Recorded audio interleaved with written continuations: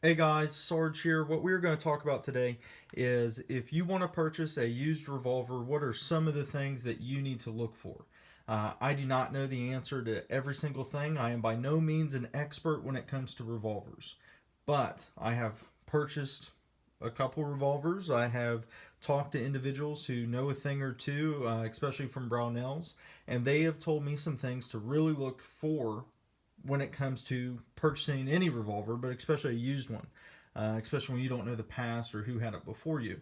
A big thing to look at too is a revolver is so much easier to inspect, especially at a gun store or somewhere like that, than a semi-automatic on a used market, because I don't have to take the slide off.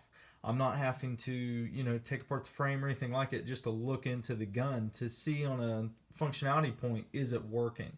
Now, could the internals of this be messed up with and stuff like that? Yeah, but there are ways to see that without having to take it apart. So, here are a couple things that you can look for to see if it is worth your time buying a used revolver. Okay, the first thing we're going to look at is just basically on the outside of it. Look for any noticeable marks. And if it's used, like I have an old police trade in, it has a couple little beauty marks on it, but none of them will affect the functionality of the revolver. So that's just what we're going to look over. We're going to see if there's anything that could possibly affect the functionality. A big thing that was pointed out to me, which is pretty smart, look at these screws. And if these screws look like they're real messed up because somebody was just digging in at them and maybe didn't have the right tools to take them off, maybe that tells you they didn't have the right tools to deal with what's on the inside. So that could tell you right there as if maybe, Uncle Homer was messing around with it.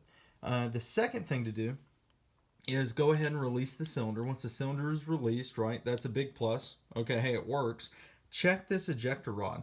Make sure that it properly it works. Make sure that it does not have any bends or anything like that. Also check the crane. Make sure that there's no noticeable marking on that. Make sure it does everything it's supposed to do. It's good there. Then we can look through each cylinder and just see is there any sort of obstruction or anything like that. Obviously no issues with this one. When we close it, that is about it. Make sure it locks up correctly. Okay. When we look up here at the forcing cone on the barrel, which is this part right here, see if there's any cracks in it. Okay. This is chambered in 22, so it's probably never going to have any cracks in it. But if you buy a 357 Magnum, a 44 Magnum, something like that, check it, see if there's any issues. Check your cylinder stop down here, okay? Make sure it depresses and it comes back up on its own, okay? So the cylinder stop right there, make sure you can press it down and it comes back up on its own with no issues.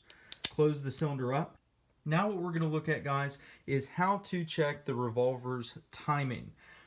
When it comes to revolver's timing, and this is something that the individual who I had got the revolver from at a big box store, I tried to avoid shopping there, but this was too good of a deal to pass up. He had no idea what revolver timing, what it was.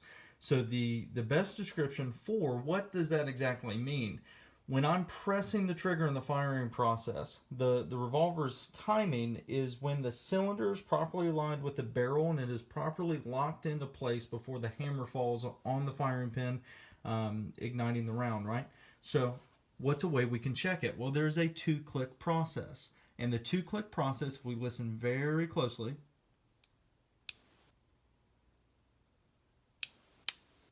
has the cylinder and the hammer locking into place.